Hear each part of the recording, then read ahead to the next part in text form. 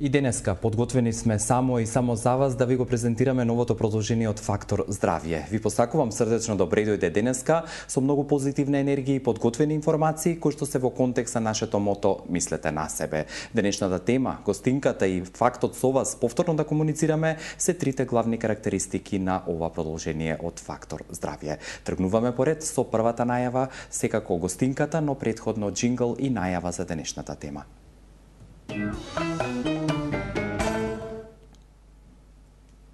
Повторно во контекст на летните одмори, летните топли температури и летното време или летото во кое што календарски припаѓаме е денешната тема во Фактор Здравје. Труење со храна е темата која што денеска ви ја представувам и тема која што само и само за вас повторно ќе кажам, денеска ќе ја презентираме во контекст на гостинката и можноста за заедничко комуницирање. Комуникацијата со вас ја оставаме за продолжение од емисијата, но претходно уважената гостинка која што со задоволство пред се сакам да ви ја представам. Тој е примариус доктор Гордана Кузмановска, специјалист епидемиолог и воедно раководител на секторот за контрола и превенција на заразни болести при Институтот за јавно здравје на Република Македонија. Добар ден, доктор Кузмановска, и како сте? Добар ден. Благодарам, добро сум и одлично се чувствувам. Задоволството е обострано, верувате, бидејќи не сум прв пат овде и секогаш со задоволство се одзивам на вашите покани. И јас исто така, уште повеќе што убаво изгледате денеска посебно. Благодарам многу, исто така возвраќам комплимент. Благодарам, она што денеска ќе го зборуваме во контекст, рековме на она што како препорака и вашиот институт и комплетно Министерството за здравство на Република Македонија го предпочита, но сепак тие препораки и деталите ќе ги оставиме за првиот блок реклами. Останете во ваква одлична форма и расположение, а контактот со вас го очекуваме и задоволството да ви ги презентираме информациите по првиот блок реклами.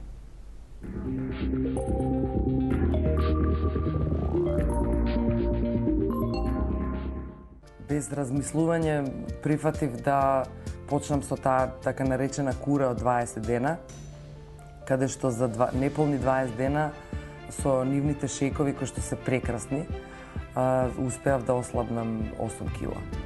И за 3 месеца откако престанав со тие шејкови, ни еден килограм не вратив, значи ни еден грам не вратив. И здраво е, и лесно е, и брзо е, и топло препорачувам.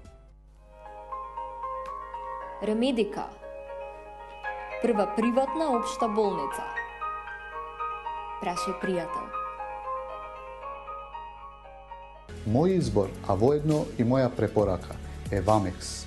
Идеално избалансирана формула од валеријана, маточина и хмелј.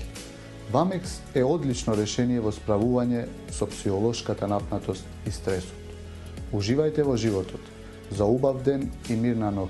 Користете Вамекс. За индикациите, ризикот од употреби и несаканиот ефект на лекот, консултирајте го вашиот лекар или фармацевт. Ординација по кардиологија и интерна медицина, доктор Данаилов.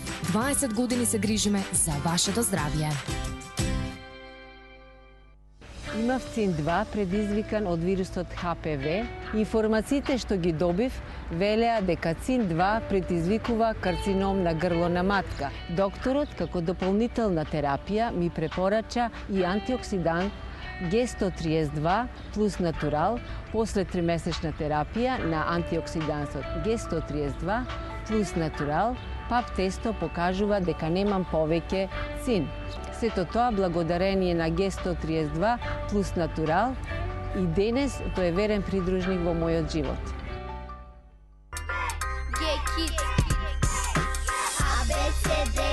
Во прашат се деца, болестите од ова се плашат. Подобро вратило, после ноќ, имунитетот ке е силен као само речет. Гекица продуктот, здрави резултатот. Ке ти даде се сила да продолжи по патот. Ова не е шега, ова не е виц. За сите деца, пите Г-Kids. За силен имунитет, за здраво детство. Г-Kids.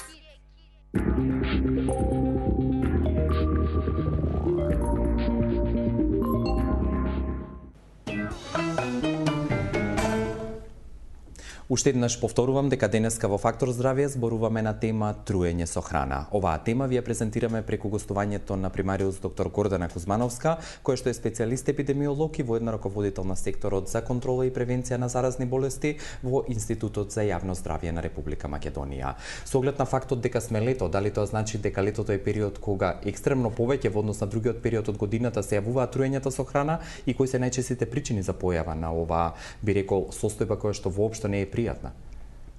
Па токму така, труењата на храна обично се врзани за летниот период и за летните месеци.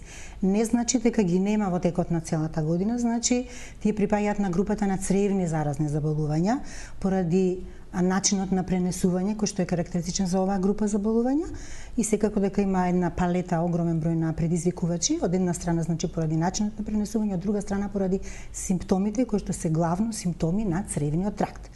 Меѓутоа, како труење со храна, воопшто цревните заразни заболувања е типично и карактеристично да се јавуваат во поголем број, значи со поголем интензитет во летните месеци, особено труењата со храна. И зошто е тоа така, се има причина. Поради тоа што труењата на храна се една група на заболувања кои што и самото име им кажува, настануваат кога во организмот ќе биде внесена храна која што е контаминирана, загадена со микроорганизми, значи со причинители на заразни заболувања, или пак со нивни токсини кои што тие ги лачат во храната. Меѓутоа, во храната токсините се лачат и микроорганизмите се размножуваат во енормни количини само во услови кога имаме топло време, значи високи температури и кога не се внимава на оние основните хигиенски принципи при подготување на храната. Токму и затоа летниот период се извинувам што ве прекинувам, доколку се конзумира храната со нечисти раце, еве најпрост пример, сигурно и тоа придонесува за контаминирање на таа храна. Токму така, значи цревните заразни заболувања се познати уште како болест на нечисти раце. Посебно и хепатитот А, кој што припаѓа во оваа група. Значи, основното нешто на кое што се внимава е чистотата на рацете, бидејќи оние, како во англосаксонската литература велиме, значи цревните зарази се врзани со оние 3 или по некоја литература и 4 F. Food, fingers, flies and feces. Значи тоа се храна, прсти, нечисти прсти се подразбира, муви, кои што исто така имаат нели одредена улога во епидемиологијата на настанувањето на овие заболувања, и храната. Како и да е, треба многу да се внима, бидејќи иако основниот начин на пренесување на сите цревни заболувања е тој така наречен фекално-орален начин, постојат повеќе патишта по кои што овој начин се остварува на заболувања. Тие патишта се храна, вода и контакт, директен или индиректен. Токму од тука и труењата со храна припаѓаат на оваа група и храната е исклучително важна за, значи, низиното подготвување, чување, дистрибуирање, складирање, за да се спази како крајен ефект нормално кога се внесува. Значи треба да се спазуваат хигиенските принципи на подготвување, дистрибуирање и чување на храната за да не дојде до вакви случаи кога поради различни пропусти во тој целиот процес на ракување со храната, би рекла ракување, значи за сите тие, или производство на храната доаѓа до нејзино загадување и до појава на овие така наречени труења со храна. Кажавте дека летото е период кога почесто има труење со храна и претпоставувам дека инциденцата или честотата е еднаква како кај повозрасната, така и кај помладата или кај децата како популација, и во тој контекст која е условно кажано најризична храна, која храна е најлесна да се контаминира, односно да се затруе организмот, првенствено дигестивниот тракт. Така, еве прво за возрастните групи, за нели поврзаноста на болеста со возраста, што ја зачнавте како прво. Значи, цревните зарази па и труењата на храна може да се јава, значи, кај било кого. Тоа се заболувања кои што се, како што реков, врзани со храна и по консумација на храната. Обично храната се консумира во домашни услови од различни возрастни групи, од дедо и баба па до најмалите, нели, освен доенчињата и бебињата кои што, да речеме, ако се на доење, не мора да консумираат од храна и не мора да бидат болни. Често пати во епидемии токму тие ни се контролна група. Значи, оние кои што не јаделе не заболуваат. Токму така знаеме дека кои намирници може да дојдат во обзир при епидемија за да се бара причината и да се стопира епидемијата.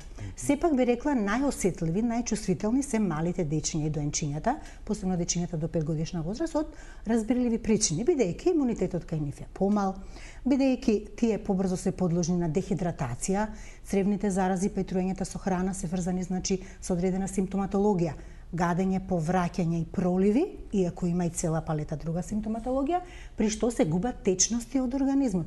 Губењето на течности значи дехидратација на организмот. Малите дечиња се посклони на брза дехидратација и губење на водата и токму поради тоа може да дојде до побрз прогрес на болеста и потешки компликации па и последици. Исто така и по старата популација, значи луѓето кои што се во поодмакната возраст, на 65 годишна возраст, каде што исто така размина метаболизмот е успорен, каде што исто така имате една или повеќе хронични болести кои што го отежнуваат и примарното заболување, исто така и кај нив полесно може да дојде до дехидратација, токму од тие причини, значи тие се поосетливи, кај нив болеста може да има потежок ток и исход, се разбира. Додека останатата здрава популација се разбира доколку причинителот да речеме е по-безазлен, не е некој кој што може да предизвика и тешко заболување, бидејќи имаме ние цревни заболувања кои што даваат тешка клиничка слика по дефолт и може да дадат и потешки исходи, поминуваат обично и за пократко време трае заболувањето и со полесни симптоми.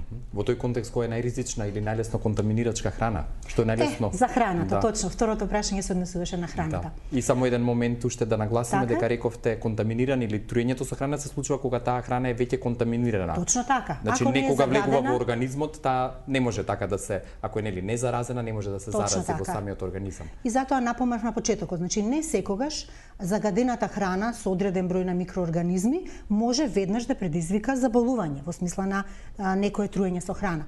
Секогаш е потребно одредена количина на микробиолошки причинител, бактерија, вирус, паразит или некој хемиски токсин, не знам, растителни токсини и така натаму за да предизвикат труење со храна. Самите микробиолошки агенси имаат одредена, се викаат така наречена инфективна доза. Доколку да речеме за шигелата инфективната доза е 10 до 100 шигели, значи потребно е само 100 живи бактерии или 10 во одредени случаи кај мали дечиња да речеме да има во храната и да предизвикат заболување, доколку или норовирусите на пример, популарни во последно време, предизвикуваат многу често цревни инфекции, исто така инфективната доза на норовирусите е до 100 живи вируси. Додека пак за некои заболувања потребни се стотици како салмонелозите и така натаму, стотици или дули милиони бактерии присутни во храната за да може да дадат симптоми на заболување, односно труење со храната. Токму од тие причини велам, летниот период погодува, значи микроорганизмите треба да имаат услови да се размножат во храната или да ги излачат своите токсини. Бидејќи во старт ќе ги поделиме на две групи, значи алиментарни инфекции.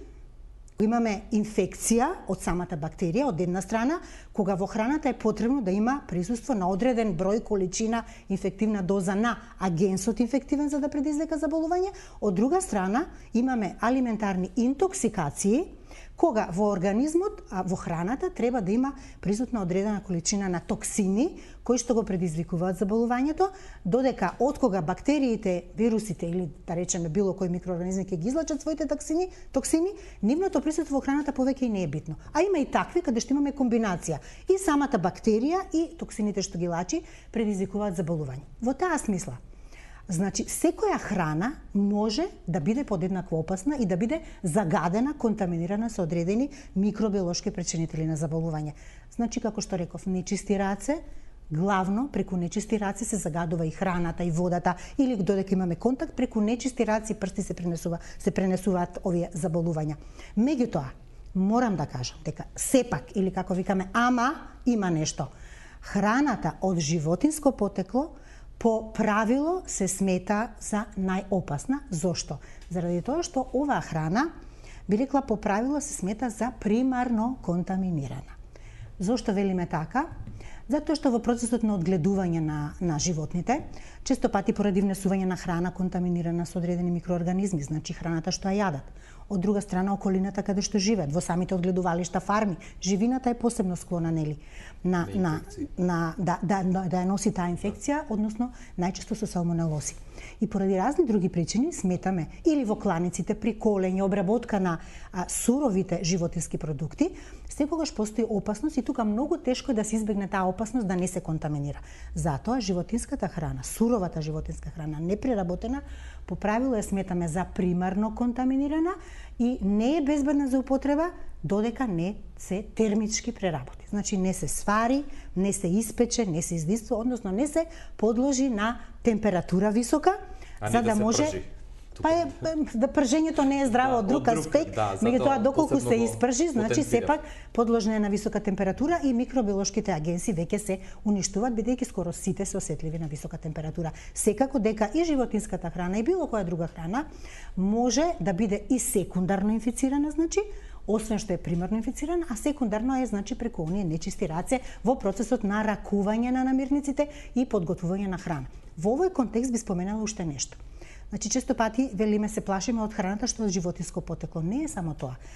Значи, зеленчукот и овошјето, кои што некако луѓето ги сметаат дека се добри, не може да бидат загадени со бактерии, добри за употреба. И дека се што е на пазар е здраво и... Не е така баш, е така. И кога ќе си купиме зеленчук и овошје, дори да ги одредуваме во нашите градини, секогаш треба добро да се измијат, пред да се употребат, пред да се консумираат, бидејќи секогаш постои опасност. Почвата на која што растат, ако се тоа градинарски, нели, култури, тие најчесто плодовите можат да се и на земја.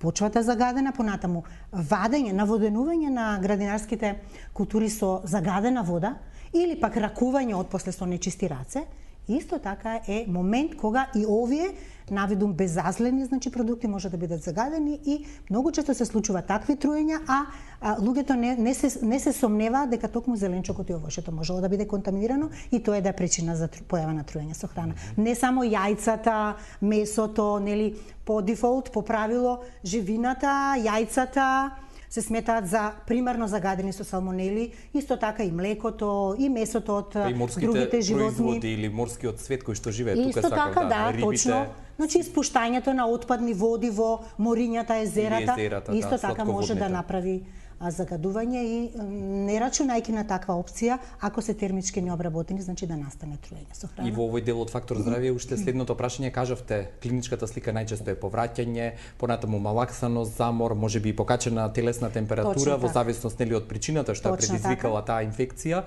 Ме интересира кога ќе се појави таа клиничка слика, дали претходно има период на патогенеза, односно како се одвива патогенезата, дали веднаш е манифестна, акутна е состојбата или некогаш може пролонгирано да се јави клиничка слика од внесувањето на контаминирана храна. Значи, како што реков, како сите цревни инфекции, така и труењата со храна може да настанат со една голема група на различни микроорганизми, значи инфективни агенси, како ги викаме, кои што може да бидат и вируси, бактерии, паразити. Сега можам да кажам дека труењата со храна, кога зборуваме за труења, скоро во 90%, по некоја литература вика 70 до 90, по некоја друга вика повеќе од 90%, настануваат со труење со бактерии.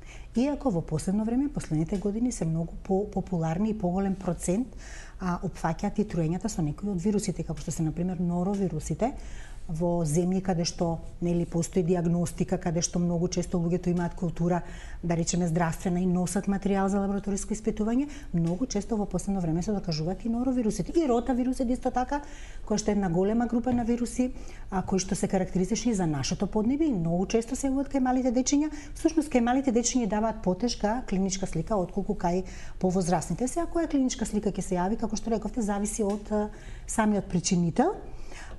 Колку тешка ќе биде, исто така зависи од самиот причинител, да речеме салмонелозите скоро секогаш одат со покачена температура, додека некои други немаат покачена температура. Стафилококното труење со храна е едно труење кое што многу брзо настанува и многу брзо поминува во однос на таа патогенеза што ја споменавте. Значи, различни заболувања, различни причинители имаат различен инкубационен период. По патогенезата речи се за сите иста. Сите влегуваат преку уста. Орално, значи, како орално се внесуваат во дигестивниот тракт и генерално даваат, даваат, значи, симптоми од страна на дигестивниот, од страна на цревниот тракт.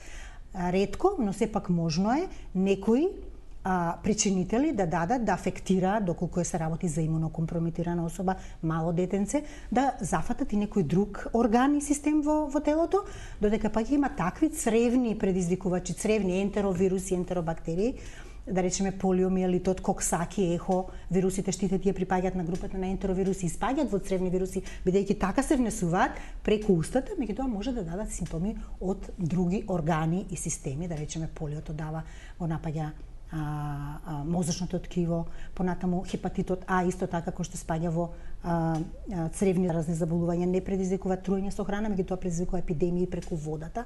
Исто така го напаѓа црниот дроб, значи може да бидат зафатени други органи и системи, меѓутоа генерално се дистрибуираат во цревниот тракт, симптомите се од страна на цревниот тракт. и така и завршуваат. Значи, или се излекуваат спонтано, доколку се работи за вируси, или пак доколку се работи за бактерија, потребно да биде таа диагностицирано за која бактерија се работи, да се направи антибиограм и да се даде специфична терапија, односно антибиотика. Да, ќе зборуваме за диагнозата и третманот во продолжение и она што е најважно превенцијата. Останете до крај со Фактор здравје, се враќаме по блокот реклами.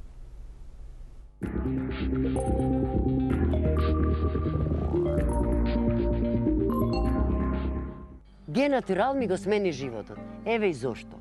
Храна, кислород и енергија е сето тоа што мене ми недостасуваше. А го најдов во една капсула Генатурал. Јас успеав. И само можам да ви препорачам.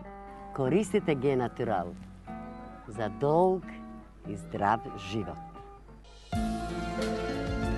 Центар за плодност, Newborn Clinic, булевар Борис Трајковски 44 на патот кон населба Драчево. Закажете термин на 2734 350. Newborn Clinic, каде што ние создаваме живот.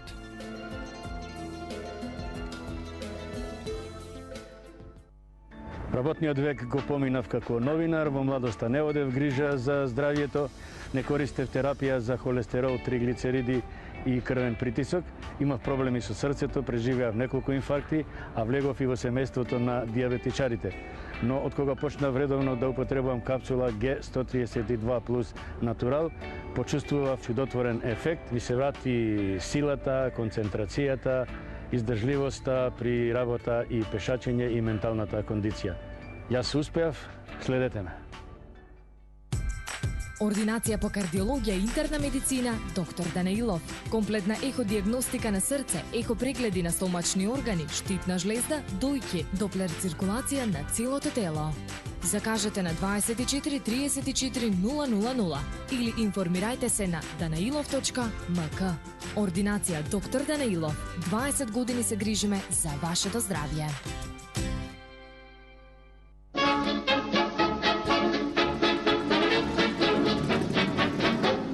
Stalo sa vám niečo? Nemaže. To pravé mazanie je konopné mazanie. Против болки во зглобовите и мускулите, креми за ладење, опуштање и загревање. Побарајте ги во вашата аптека.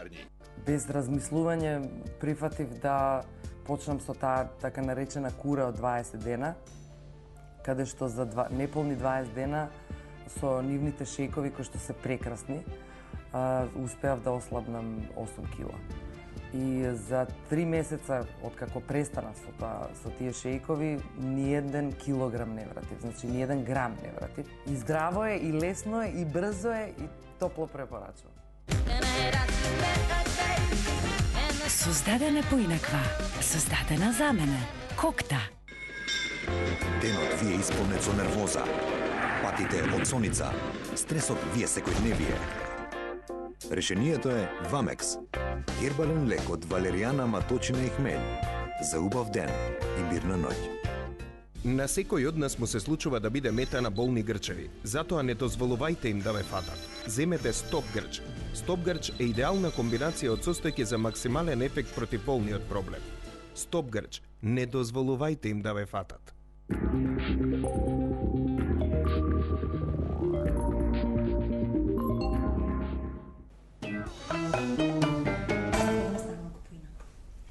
Следува вториот дел од Фактор здравје. Ве поканувам од овој момент да ни се јавите на 6091-924 и 6091-925, телефонски броеви кои што ви овозможуваат контакт со нас и директна комуникација со примариус доктор Гордана Кузмановска, која што е специјалист епидемиолог и воедно раководител на секторот за контрола и превенција на заразни болести во Институтот за јавно здравје на Република Македонија. Со неа зборуваме на тема труење со храна и дојдовме до моментот кога треба да објасниме дијагнозата, дали само лабораторискиот наот е алатката со која што се утврдува или потребно е дополнителна инвестигација, односно дополнителни исследувања? Видите, кога зборуваме за лабораторијата, треба да се кажат неколку основни факти кога се зборува за цревните зарази, посебно за труењето со храна. А ние често пати кога зборуваме и за другите заразни заболувања, ќе кажеме дека е единствена конфирмација дека се работи за одреден причинител, биолошки причинител, значи е лабораториската конфирмација. Доколку немате лабораториска потврда, позитивен тест дека се работи за нешто, не можете да знаете за што се работи, можете само да претпоставувате. Обично кога се случуваат епидемии, во епидемии, зборуваме епидемии за било кое заболување, после, да речеме, првите 10, 15, 100 или 500, зависи за кое заболување се работи, понатамошната диагноза може да се поставува врз база на клиничка слика и доколку постои епидемиолошка поврзаност со веќе потврден случај, тогаш е јасно. Меѓутоа, во услови кога немаме епидемија или кога се случува нешто каде што немаме јасна епидемиолошка поврзаност, многу тешко е да дадете диагноза, можете само да претпоставите. Тоа ние велиме клиничка диагноза, а не лабораториска диагноза. Често пати клиничарите знаат, значи одредена клиничка слика ја врзуваат за одредено сомнение, пак испратат материјал. Што е проблемот со материјалот, земање материјал и лабораториска инвестигација за овие цревни заболувања? Доколку не се тешки, доколку се полесни, тие поминуваат, нели, особено вирусните и побрзо за неколку дена, па луѓето, имајќи искуство, знаат, па си велат ништо, не ми е, ќе помине така, или доколку искусат, да речеме, малку посериозна клиничка слика, потешки симптоми, ќе отидат, ќе побарат лекарска помош, ќе добијат терапија и најчесто не сака да остават материјал, или смета дека тоа брзо ќе помине, или доколку веќе се отпочнало со антибиотска терапија, многу од луѓето на своја рака си купуваат антибиотици, започнуваат со антибиотска терапија, што е исправно, нели? Што не е исправно. Се шегувам. Уште еднаш да апелираме воопшто. Така. Да. Значи, без докажан антибиограм, нели? Многу често, и можеби најчесто во летниот период, доколку не заработи за епидемија, а цревните зарази се врзуваат, доколку кратко траат и брзо поминуваат, за вирусна етиологија, значи со вирусно потекло, и тогаш во тој случај антибиотиците не само што не помагаат, туку прават дополнителна штета, нели, она што зборуваме резистенција се ствара, па подосна кога има потреба истиот пациент од антибиотик, тој веќе нема да биде толку ефективен. Значи, многу е потребна таа лабораториска диагностика, знаење, значи, за што се работи, за каква инфекција се работи, за да знаеме каква терапија да дадеме. Институтот за јавно здравје и лабораториите во центрите за јавно здравје низ Републиката, во клиничките болници и во општите болници располагаат со реагенси, може да се тестира, особено кога се работи за бактериска. Можам да кажам дека нашата вирусолошка лабораторија во Институтот за јавно здравје последните неколку години, повеќе од деценија, располага со една цела палета на анализи, односно можни тестирања за вирусни предизвикувачи на заразни заболувања. Значи, целата група на ентеровируси, ротавируси, норовируси, норвалвируси, така да можеме да диагностицираме, и многу е пожелно, значи, луѓето кои имаат вакви симптоми, да остават материјал за да и ние епидемиолозите знаеме со што се соочуваме, што ни циркулира на територијата и да можеме полесно да правиме прогнози за тоа што ќе се случува.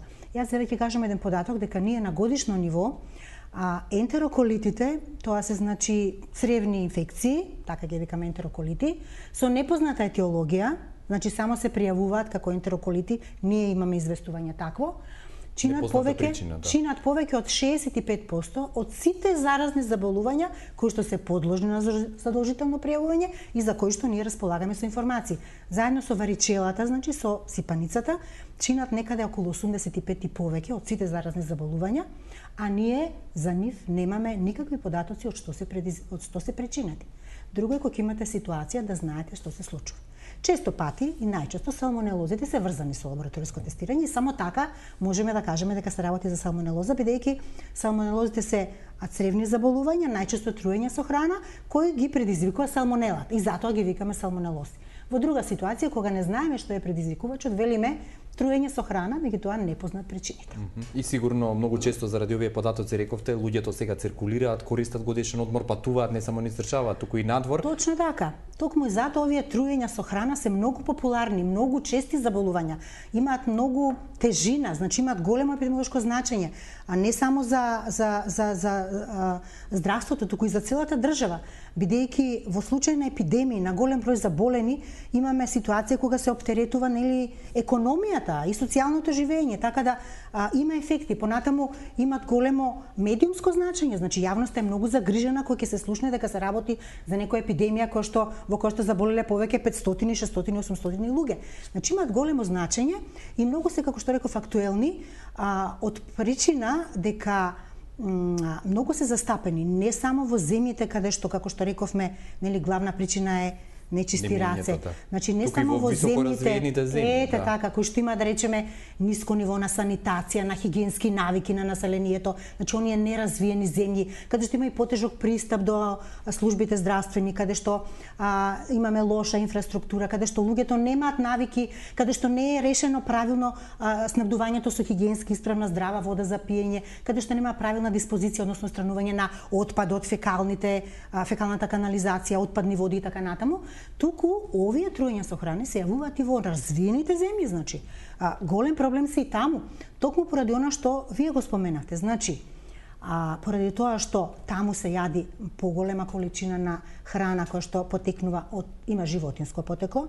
Од друга страна, поради тоа што поради брзото темпо на живот, зафатеноста со работа, луѓето се почесто се склони барем еден оброк да земат надвор од дома во услови кои што кога некој друг им го подготвил или ако веќе тие си го подготвиле дома да го носат со нив повеќе сати, во услови кога се поинтензивна е меѓународната трговија, па набавуваме да речеме производи од животинско потекло, јајца, пилиња од Кина, од не знам Азија, од било каде, па и можност за внесување на други екзотични предизвикувачи на овие цревни заразни заболувања кои што ги немало тука. Еве, кај нас има салмонела ентеритидис, тифимуриум, утре можеби ќе дојде некоја салмонела Нјупорт или салмонела, не знам, инфантис, сосема од некое друго подрачје кој што не била карактеристична за нашиот, да речеме, регион, нашето подрачје. И поради тоа што луѓето од развиените земји многу често патуваат надвор од своите држави, значи, многу се екзотични земјите во Азија, на Блискиот Исток, Јужна Америка, значи таму каде што веќе рековме, ете така, нема толку добри услови каде што цревните заразни заболувања се појавуваат во ендемска форма, значи постојано ги има и се присутни, населението многу не заболува ради тоа што имаат имунитет. Дури од малечки децата заболуваат еднаш, два пати, три пати, па им се гради тој имунитет. Цревните заболувања ствараат солиден имунитет, помалку или повеќе, а луѓето од западните земји, од развиените земји кои што не дошле во контакт со тоа, немаат имунитет, одејќи во тие земји се разболуваат од цревни зарази кои што во нормални услови не би се разболеле, меѓутоа немаат искуство, би рекла, имунолошко искуство, и токму ради тоа се карактеристични тие патувачки, би рекла, диареи или проливи, кои што се исто така големо оптоварување за и многу актуелни периодов нормално сега. Така, рековме, значи летниот период е врзан поради високите температури, престојот на храната подолго време надвор, во услови кога многу побрзо оди тоа размножување и сето тоа. И полесно расипување. И точно така, значи цревните инфекции, како што респираторните инфекции се карактеристични за зимскиот период, така цревните инфекции се карактеристични за летниот период, значи сезонски, би рекла, сезонска карактеристика. И зависно од должината на инкубацијата, нешто го начнавме ова прашање претходно, па не го довршивме, некои имат инкубација, како што рековме, стафилококното труење од 1 до 6 часа, некои имаат до 72 часа, како што се салмонелите, некои имаат и да речеме подолго време, 4-5 до 1 недела, како што се дизентериите.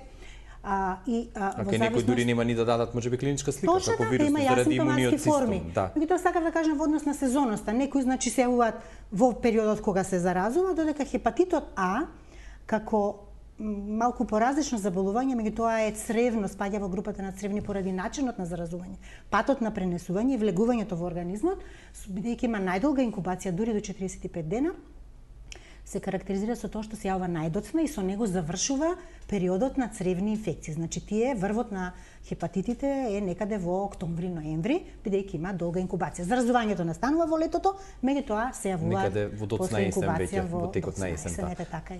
Уште еднаш да ве поканам, доколку имате интерес, слободно јавете се на двата понудени телефонски броеви, ги имате на вашите екрани, споделете со нас некое ваше искуство, можеби во однос на труењето со храна или вашите навики во однос на третирањето и консумирањето на храна, посебно во овој летен период, а сите одговори ќе ги добиете од примариус доктор Гордана Кузмановска, која што е специјалист епидемиолог и воедно раководител на секторот за контрола и превенција на заразни болести при Институтот за јавно здравје на Република Македонија. Она што посебно, но не помалку важно, би сакал да го начнеме, односно да дадеме аспекти и факти, тоа е превенцијата, бидејќи вашата институција секојдневно комуницира и вие лично како раководител на секторот и со Светската здравствена организација. Се сеќавам минатата година кога бевте зборувавме за Зика вирусот, кој што некако сега е во мирување, би рекол, и тоа е добро. Има ли некои препораки во однос на периодов кој што следува пред нас, летните олимписки игри ги споменавме во Бразил, а и сето она што на подрачјето на Република Македонија се случува. Зборуваме за Зика или зборуваме за цревни зарази? Па и за двете сакав да ги поврземе сите работи во контекст на времето, нормално. Во однос на труењата со храна, еве да завршиме темата за труење со храна. Значи, превенцијата... Имаме јавување да го слушнеме, ајде сепак да дадеме приоритет на гледачите. Добар ден, повелете. Ало, добар ден. Добар ден. Ве слушаме, господине, повелете. Сакам да прашам во моментов, имам синчето ми е затруено со храна. Добро. Бевме во амбуланта, ни дадоа тие јагленчиња, тие 5 ни дадоа наеднаш да ги спиеме, ама како ќе ги спие, така ќе ги поврати. Затруено е од месо, од кебапчиња, не знам што тамо, и од сабајле цело време на повраќање и на пролив. Дали доволно? Пчињата како ќе ги спие, така ќе ги поврати. Што да правиме сега, нешто плюс, нешто овоше, нешто банани, како ќе изеде банана, така ќе ја поврати. Благодарам за вашето прашање, господине. Кажавте дека доколку бактеријата е причинител, се дава антибиотик, нормално докажан на антибиограм, вирусите не се третираат, рековте, со лекови, поминуваат најчесто сами од себе. Така, тие се само излечи, зависи сега каков вирус и каква состојба бил организмот, односно лицето пред да го нападне вирусот. И еве конкретно од детенцето што рече господинот, не кажа господинот колку е старо детенцето, претпоставам дека е малечко, ние рековме дека сите труења со храна, како и сите цревни инфекции кај дечињата, нели малце потешка клиничка слика може да имаат. Господинот кажа дека неговото детенци повраќа и има пролив. Покрај рековме цела палета од гадење, повраќање, главоболка, болки во мускули, висока температура. Повраќањето и проливот се најлошите симптоми, би рекла, бидејќи со тоа настанува дехидратација. Тоа јагленчето што му е дадено, сега не навлегувам многу во терапијата, бидејќи јас не сум клиничар, меѓутоа како и да е, значи му се дава симптоматска терапија да се спречи губењето на вода, значи да престане да повраќа и да се намалат проливите. Доколку е бактериска инфекција, ако се работи за кебапчиња, ако се сигурни, веројатно се работи за бактериска инфекција, меѓутоа мора да бидеме сигурни. Понекогаш докторите, зависно од ситуацијата, одмеруваат што ќе дадат и како ќе дадат пред да ги имат лабораториските резултати.